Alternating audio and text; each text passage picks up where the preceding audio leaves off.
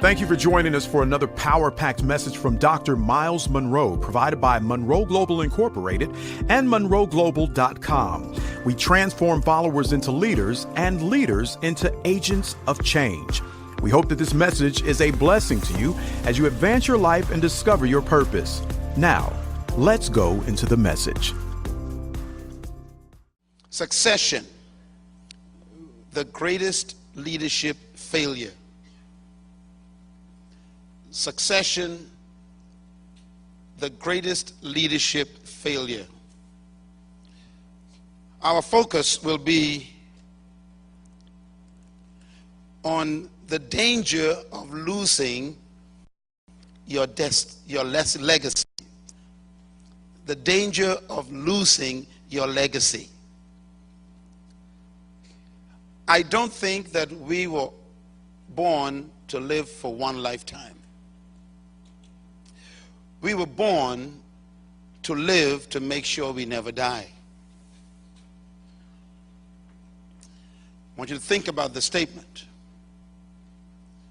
You were born to live so that you can live forever. And the only way to make sure you live in a way that you live forever is to leave a legacy. For example, we cannot forget Abraham, because Abraham left Isaac, and Isaac left Esau and Jacob, and Jacob left 12 sons, and those sons left sons. In other words, we don't remember their houses, where they lived, but we remember the people they invested in. And so leadership has more to do with legacy than it has to do with projects. And that's what this focus today is on: succession. I want to begin with a few statements that you might want to jot down. I call this the obligation of leadership. The greatest obligation of true leadership is to transfer your deposit to the next generation. That's your greatest obligation. It's not just good enough for you to transfer a title or to transfer a facility, a building, but it's more important to transfer your knowledge, your experience, your lessons, your life lessons, to transfer the values that have helped you succeed. Giving them to the next generation is more important than giving them money, wealth. And so leadership has more to do with taking what made you what you are and giving it to someone else. That cannot happen without mentoring. Secondly, leadership success is measured by the success of your successor, which means that the person or the persons that you invested in should be more effective than you were in continuing the vision, the dream, the idea that you either started or you inherited. This is the true obligation of leadership. Now, the word obligation is strong. Obligation means that this is a responsibility you have to the future. I know that all of you, like I was, have been measuring your leadership success in terms of the size of a building you built, or maybe the size of your salary, or the house you used to build from that salary, or the type of car that you drive. But just remember that all of those things are decaying daily, which means that if your success is built on those things, then your success is eroding daily.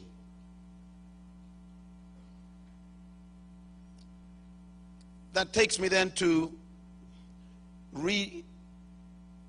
redefining what we talked about in our first session. We have some of our students around us who were not here last evening. So I wanted to, for their sake, give you a definition again of succession. What is succession? We talked about this, that succession is the perpetuation of purpose. Purpose is your assignment. Succession is protecting your assignment beyond your lifetime. Succession has to do with preserving all of your hard work after your retirement from that position or even death. So let's look at another definition then. Succession is, and you might want to write this down for the sake of you teaching others. Succession is the effective transfer, conveyance, and transition of the leader of his purpose, his intent, his passion, his character, his standards, values, and morals, and even his qualities of leadership to succeeding generations. That's succession. Succession is a very major experience. That list is long in that sentence. Succession means that you are transferring to another generation of leaders. First, your vision, and that's a hard thing to do. That means you must transfer your brain and everything it contains to another person. That takes a lot of intimate time together. It takes a lot of vulnerability for them to explore the inner parts of yourself. You would find that when you study leadership from the context of who I consider to be the greatest leader of all time, Jesus Christ, you will note that he kept 3 people with him all the time. He had 12, but there were 3 he decided to choose as intimate mentees. Sometime he would say to the 12, you 9 stay here. You 3 come with me. And he would take them to an experience that the others didn't have. There are people who you want to mentor, who you have to take with you into environments that others can't go. Because mentoring has to do with exposure to your vulnerability, so they can understand your heart. You may maybe be intrigued why, and we'll talk about this tomorrow, but why he chose Peter to take on his massive organization. Because he exposed him to his weaknesses even. He was the one who he would say things like, can you stay with me? Can you stay up with me? That was a sign of him giving them his fear or his anxiety. Are there people in your organization who you take into private parts of your life and say, you know, I'm struggling with this?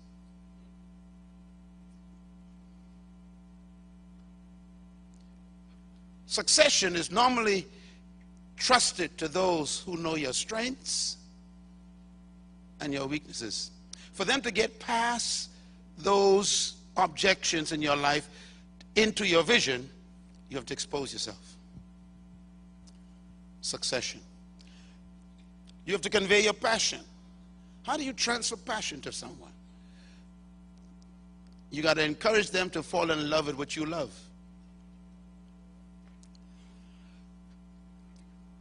And you'll be amazed that some people around you love the wrong thing. They love your power. They love your position. They love your title. They love your influence. And that's why they're with you. They want that. These are not good prospects for succession because they love the wrong things. They need to fall in love with your passion, the thing that wakes you up in the morning. If they never capture that, then they will never be a successful successor. So succession is very unknown in leadership. This is why we are dealing with it this entire week. Now, we talk about succession and success. I mentioned this last evening. If you notice, the word succession has the word success in it. And can you imagine that every leader wants to be successful, but he never thinks that succession is success? We think in terms of projects and products and the bottom line and profits, but we don't think in terms of people. Buildings don't succeed you. Equipment doesn't succeed you. It's people. And some of you are getting a little older. As soon as you pass 50, you better start doubling up your time on succession, because you really ain't going to be here too much longer, no matter how much you think about that. So we must begin to consider, what is success? And according to this very word, success is succession. Here's another way I put it. Success has to do with three things. We talked about them last night. First, movement. By the way, if you were to study the etymology of the word success, you'll find these three words. Success is from the concept of movement, continuity, and follow after. It has nothing to do with money and power and position and equipment and buildings and titles. It has to do with movement. You are successful if your vision outlives you through another person. You're successful. If we forget you after you die, no matter how great your accomplishments were, you were a failure.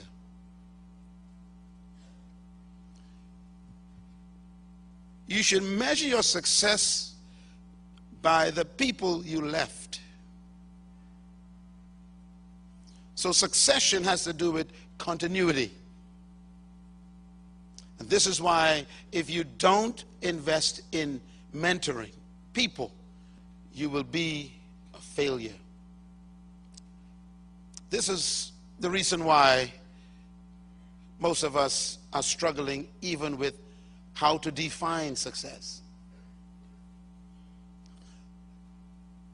To succeed means to follow or to go after. So if you say, I want to succeed in this project, your focus should be on the people who will continue it, who will follow after you finish your part. This is the danger of losing your legacy. Succession preserves success. Say that with me. Isn't that incredible? Succession preserves success. Just think about the words. All that you accomplish can be destroyed by someone who comes after you. You wasted an entire life because what you built is handed over to someone who has no interest in what you did. I mean, that should make you depressed. Think about that.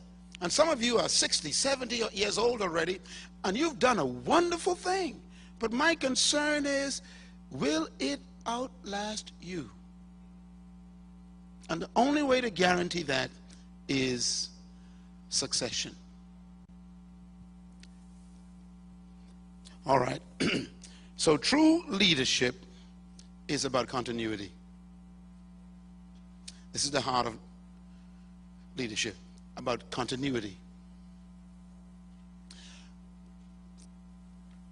I am working on a manuscript right now because of a contract with a company. And they flew down to see me because they heard one of my sessions on succession. It's a pretty big secular company in New York. And they said, we have never heard anyone present this material in leadership as we've heard you do. So they sent me a big contract. I prayed for about 10 seconds and signed it.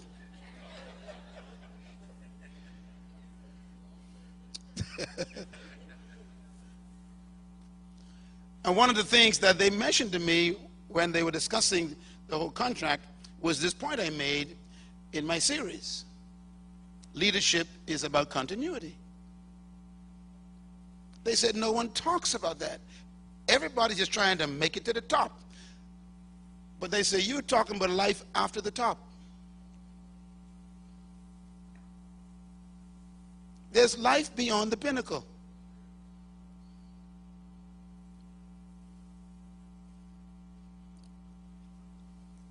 Greatness in leadership has to do with continuity.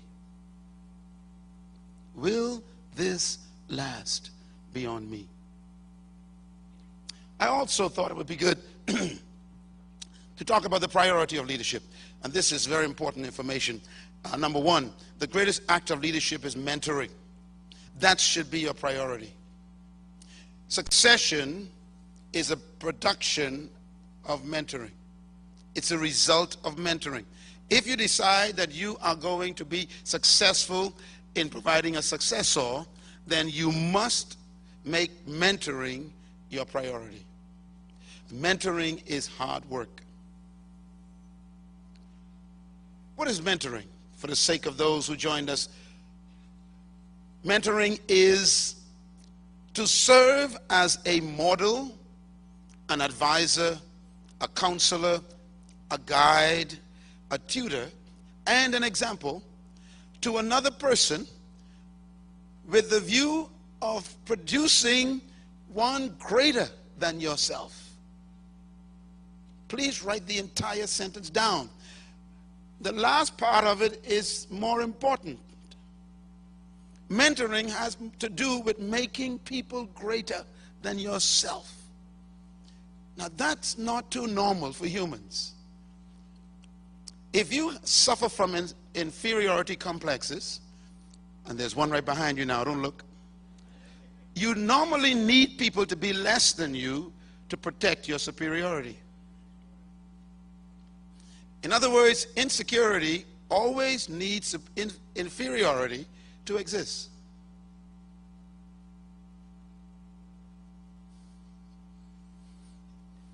If you are not secure in your own self, then you always need people around you worshiping you. That's why leaders who need large entourages of people taking care of them are normally suffering from ego problems, security issues.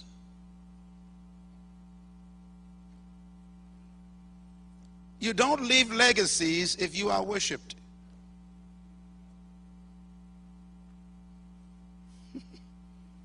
Sometimes the folks who worship you are glad you died. They finally get to rest.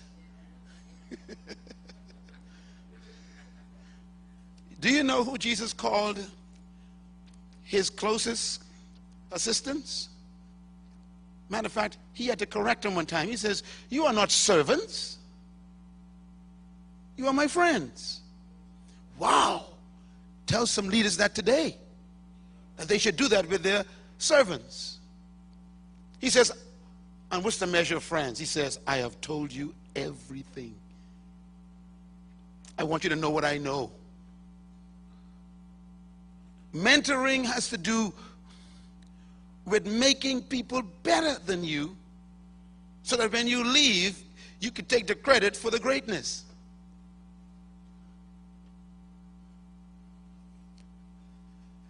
Can you imagine?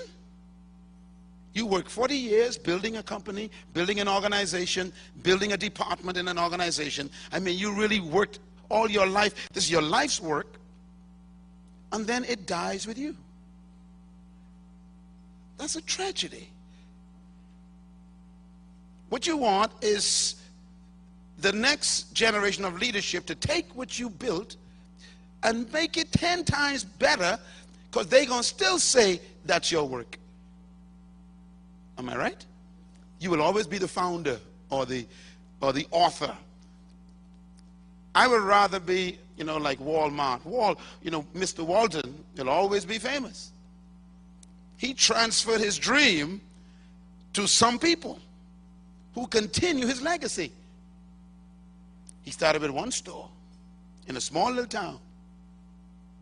When I read his story, I was very intrigued. Do you know how Walmart started? His wife sent him to the store to buy something. And when he went to the store didn't have it. And he went to 4 other stores. He said, this don't make any sense.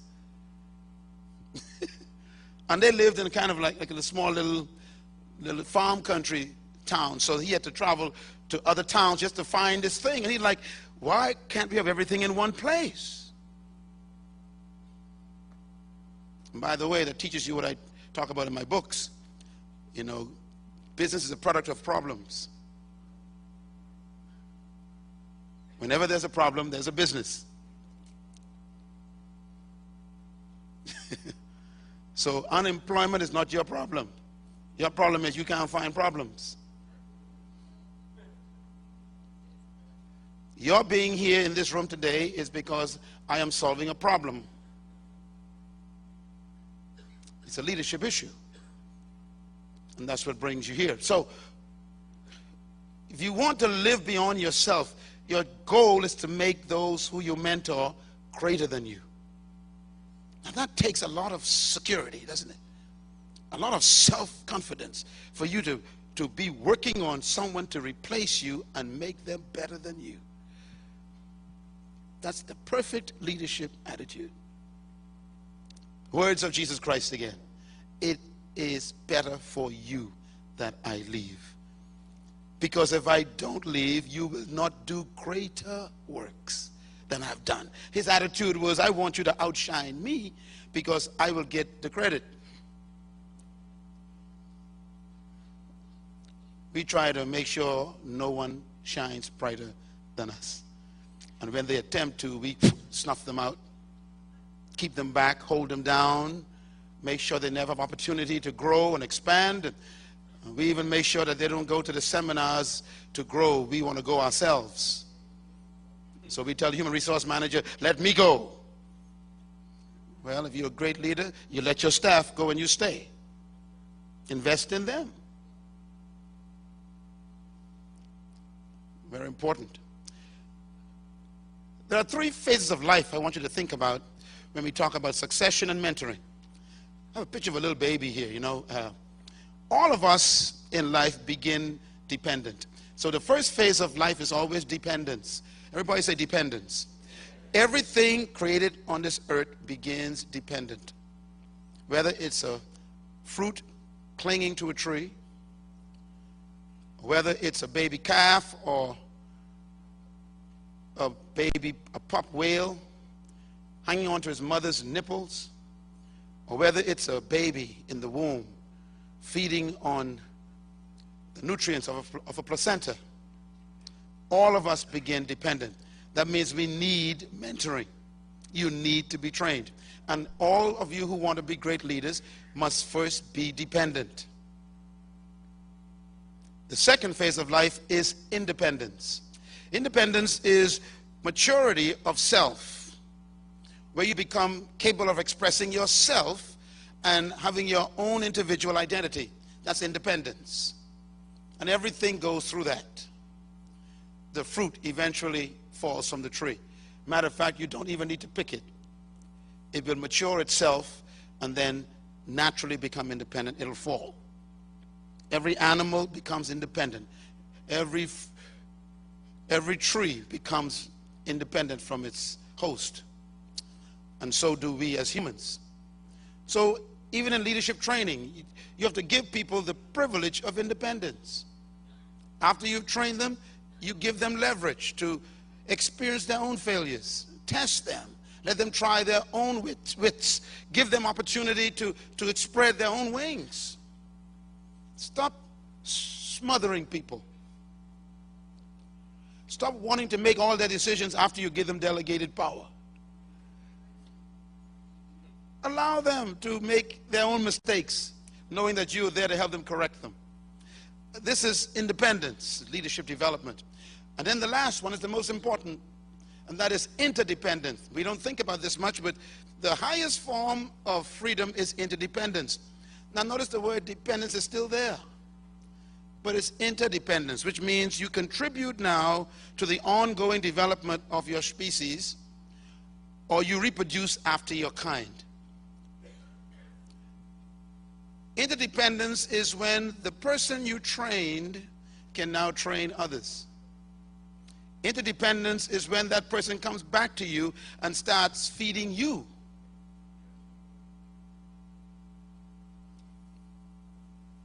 Interdependence means that you've done such a good job in your mentoring that the person who you transfer the power to begins to inspire you.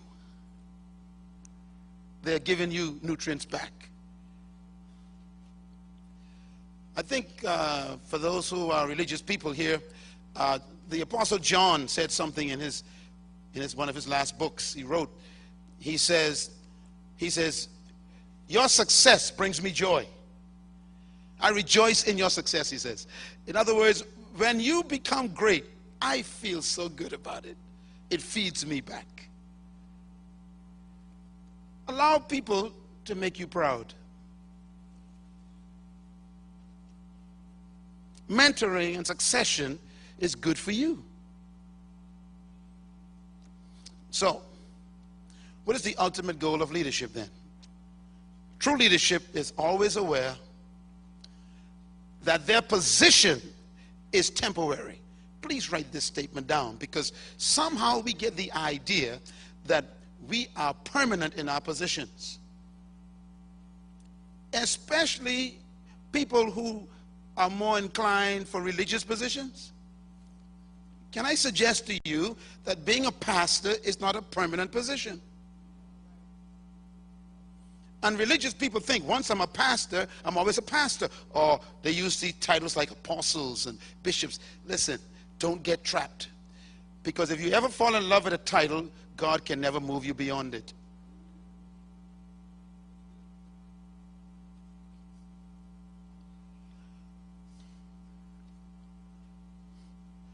True leadership is always aware that their position is what? Temporary. You're the manager now. You ain't manager forever. And when they promote you, handle it with a loose glove. Don't fall in love with any position.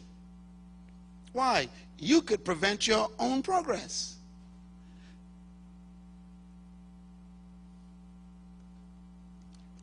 Sometimes we fall in love with the salary. We withhold the possibility of greater salary.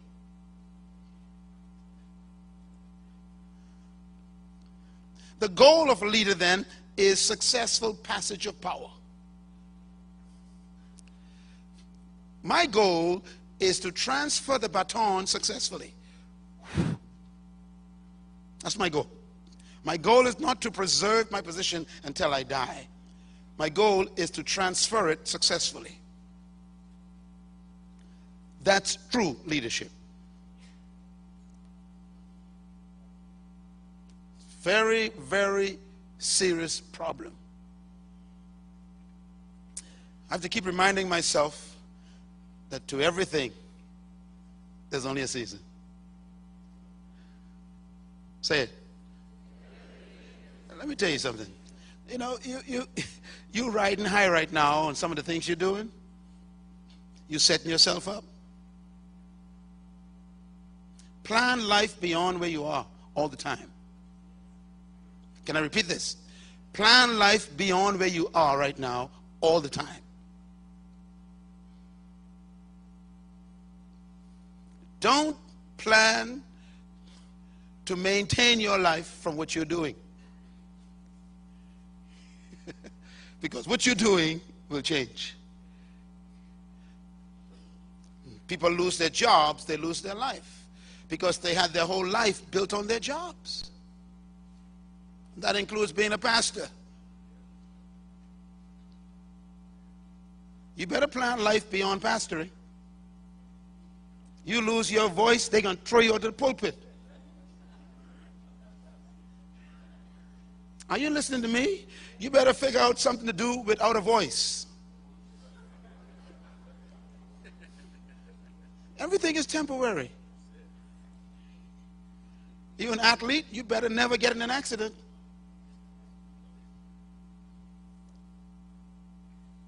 Leadership is about transferring power. So learn how to do it skillfully without begrudging people. Here's an insight. This is a Myles Munroe insight. Leadership is interesting. A true leader does not clone other people in their image. So mentoring is not about making a person dress like you, talk like you, act like you, walk like you, hold their Bible like you, and wear a white suit like you. That's not leadership. That's personality worship. Leadership doesn't clone people. True leaders desire to help other people discover themselves and then to release them to deploy their abilities and their skill in their own generation. This is leadership. You are going to grow old. Grow old with a smile, watching your progenitors succeed you with greatness. I remember reading a story in the Bible when I was a young teenager about Jesus sending out his students on a test. He gave them a little bit of authority, it says, and they went out and did some stuff. And they were very young. I mean, he had just met them like maybe a month, and he trusted them with power just so they can taste it and see how they react. And when they came back, they started reporting to him. They said, we have done this, we have done that, and this was accomplished, and demons were afraid of us, and we prayed, and sick were healed, and they were excited. And then the result of that discussion ended like this. It says, and Yeshua rejoiced in his spirit over what they had done. Do you get excited when your followers outshine you? He got excited over their success. Great leaders don't want to stay. Write that down. That's good stuff I just gave you. Okay, let me say it again. Great leaders what? Don't want to stay. They don't want to stay. They want to get you quickly trained. Why? They got greater things to do. Remember, every position is a trap.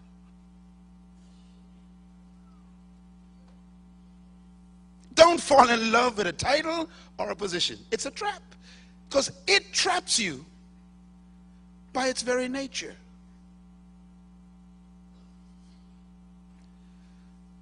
Mentoring and succession is about freedom. When I mentor you and give you transfer of power, I am free to do some other things. Only sick leaders don't want to leave.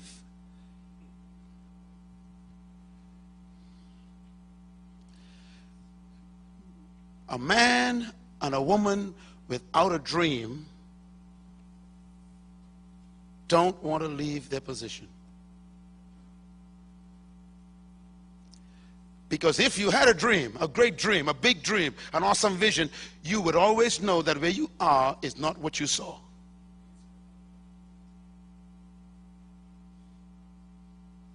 So you're constantly retraining your replacements. Constantly, all the way along life. You keep training your replacements because you know, I am not going to be here. Here's a thought. Leadership is about living beyond yourself Succession is about life after yourself. See? True leadership is never given to one generation. So you always have to think, I've got to prepare the next one.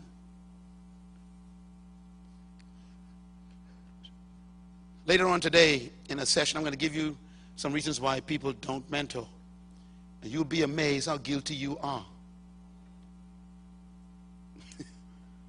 We don't mentor for some very serious reasons. And you probably are plagued with some of them and don't even know it. Number two, leadership that serves only its generation is destined for failure. If what you are doing is only for your generation, then you are a failure already, because it will die with you.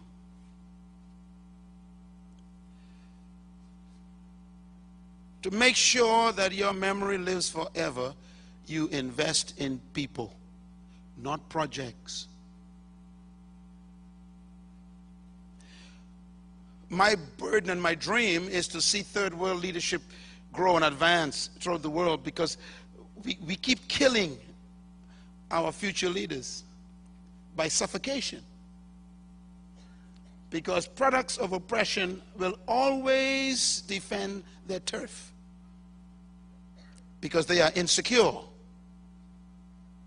When you were a former slave, you are afraid to lose a little you gain, because you never had anything. So you would even kill your own brothers to protect it. This is poor philosophy. Number three, our Creator is a generational creator. I did a little study on his attitude years ago, and I discovered that he never speaks to you. I know that sounds weird, but whenever he speaks, he ain't talking to you. He's talking to your loins.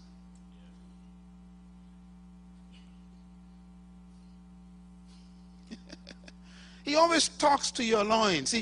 When he speaks, he's talking to what you're carrying, not you.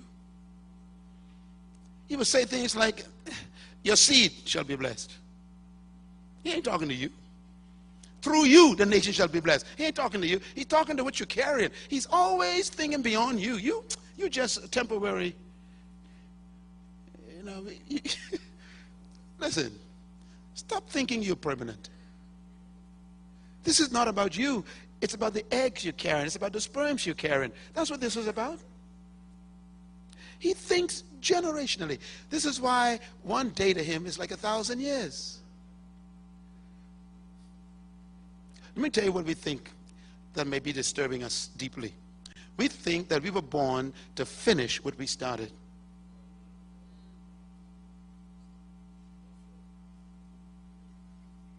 Mentoring and succession is the acceptance of the reality that you may not finish what you started. Do you know how long it took to get the land that God promised Abraham? Abraham never got there. So when you are a leader, you must always think in generations. Prepare those who will take your place, and do it with skill. Before this week is finished, I personally will make sure that you get the skills you need to do that. You may wonder why my name is all through this schedule. It's because God told me, don't trust it to nobody else at the moment. This is too serious, because many leaders in this place today, some of you are still going to die with your name, because you haven't been thinking seriously about your replacement.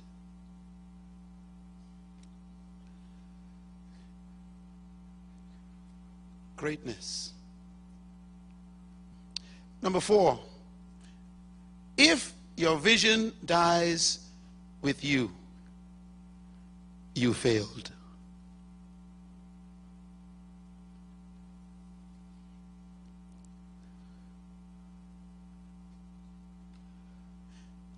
I've seen unfinished churches with grass growing among the concrete.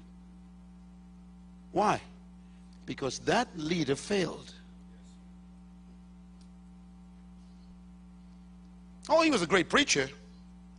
People shouted at his messages. He's a failure.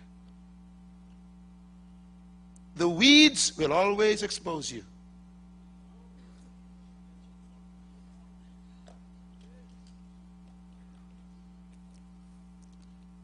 Unfinished monuments is a sign of failure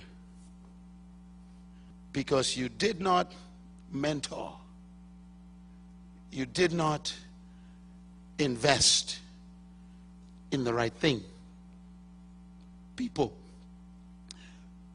And one of the challenges, and we're going to talk about this tomorrow, is that most leaders occupy themselves with paper more than people. I'm busy, I can't see. What do you mean you're busy? There's a person who wants to see you. Some of you wonder, why Dr. Munroe is so accessible? Why he likes people? Because people are what this is about. I want you to remember what I did for you, not a letter that I wrote to a business deal. You invest in people. Jesus never built a building.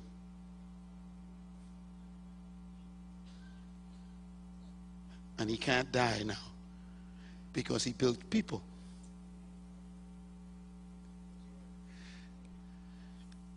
If your vision dies when you die, we won't remember you. You better take a lot of photographs. If you mentor people, they become your photograph.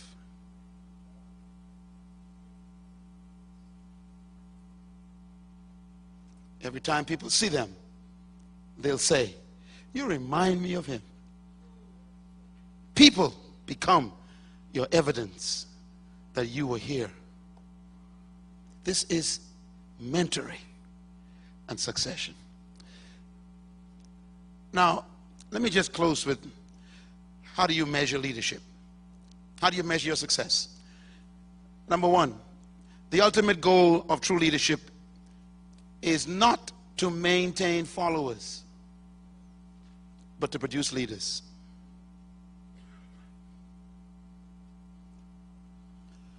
The goal of leadership is not to keep people with you,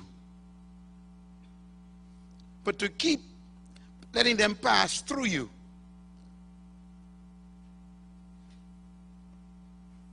Hopefully to become greater. Number two, true leadership measures its success by the diminishing dependency of its followers.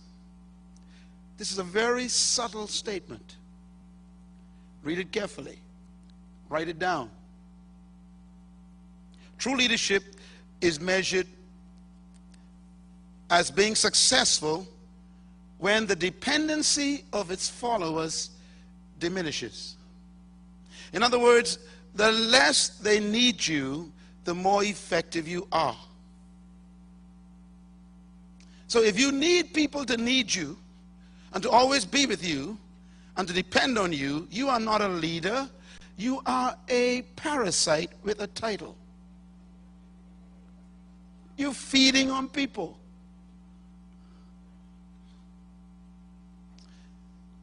If you are an effective manager, then you'll get less need by your staff needing direction. They'll come to your office less. And sometimes we feel that that's a failure when we don't see them, because we somehow measure our success by them needing me. If you did a good job in training, they wouldn't need you. Some of you pastors, your greatest evidence of your ministry is the size of your altar call. You are sick. You know, here you are as a pastor. You've been pastor for 30 years, and the same people keep coming up every Sunday for help. You are a failure. You should be fired. And yet we feel insecure when no one comes to the altar call. Everybody's saved. You did a good job. Everybody's healed, brother. They ain't sick. You did a good job. Don't be depressed if no one responds. Uh-oh. Their dependency is what? Diminishing. Matter of fact, I love, again, the spirit of Jesus, the great leader. He would say to them, how long must I be with you? In other words, look, learn this quickly. I'm out of here. It's better for you that I go away, he says. Wow, what an attitude. I don't need you to depend on me. I don't want that. As a matter of fact, he eventually got to the big transfer one time. They kept on asking him for stuff. He would, pay the taxes for them. He would, catch their fish for them. He would, multiply their lunch. And all of a sudden one day he said, look, let me talk to you all, he says. He said, look, I'm getting ready to leave you, okay? And they're like, where you going? He said, look, let not your heart be troubled, man. If you believe in me, who you could see, I want to transfer that same belief to my Father, who you cannot see. Because I don't want you to depend on me because you could see me. Deep transfer. He said, and when I leave, he says, you no longer ask me anything. Transfer. But you will go to my Father and get everything you need in my name. He was releasing them from dependency. Can people live happily while you're on vacation? Can they run the office and even forget you and stop calling in every 5 minutes to see what they're doing? That's a sign of a poor leader. Greatness in leadership diminishes dependency. Number 3, I like this statement. His statement, how long must I be with you? And number 4, the ultimate measure of true leadership is the ability to leave. Are you able to leave?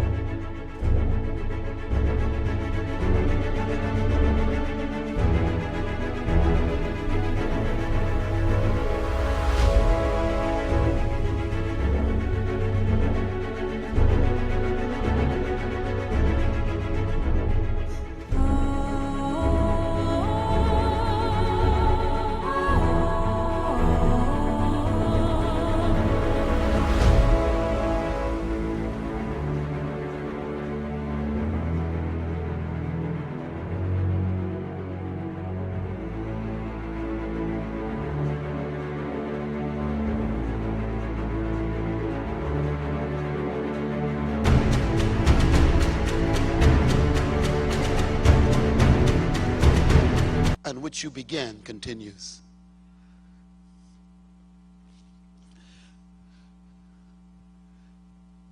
Now, when I use the word leave, I'm not talking about dying.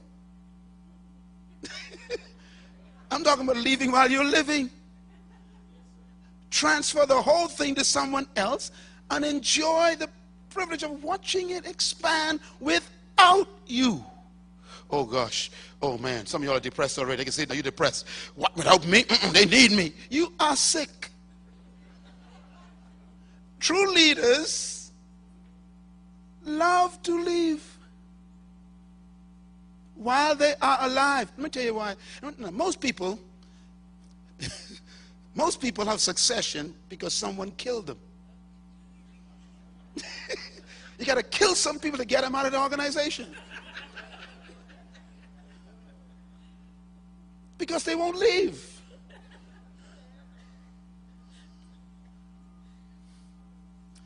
Can you take what you're building and give it over to someone else? See, if it's not yours and you are just a steward, then it's easy to give it up. But if you think it's yours and you own it, or it's your family's property,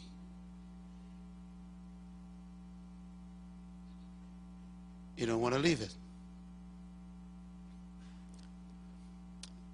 On Wednesday, I'm going to talk a little bit about, some of these issues of who should inherit the ministry for these religious people. Should your children? God doesn't automatically call your children. If you study succession in the Bible, for example, no one who was family got the business. No one. Joshua was not related to Moses. He got the business. Peter wasn't related to Jesus. He got the business. Silas and Timothy was related to Paul. They got the business. Don't automatically think that it has to go to your kids or something. Oh dear. Oh my, what have I done? See, you give it to them when you think you own it. Now, it doesn't mean that God might not, in some cases, do that. Like in David and Solomon. But there are more cases where it didn't happen. So don't walk around assuming that my siblings or my offspring should inherit this. God's bigger than your private family. Take a deep breath now. Let your children do what God created them to do. Don't call them into the ministry. Set them free to follow their purpose. Very important.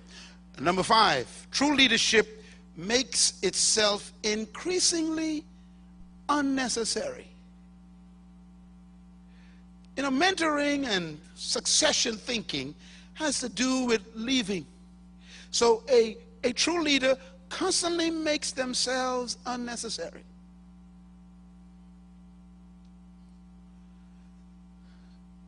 I guess all of our folks from our organization here and staff who are here will tell you, I don't hardly be around.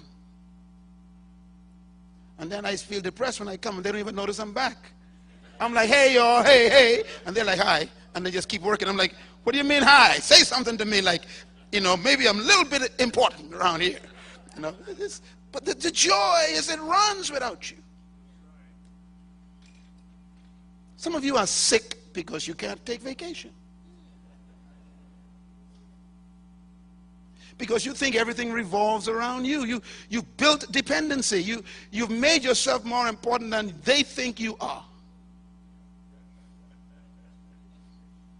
You'll be surprised how quickly they will forget you. You'll be amazed. They will bury you and hire someone while they're leaving the funeral grounds.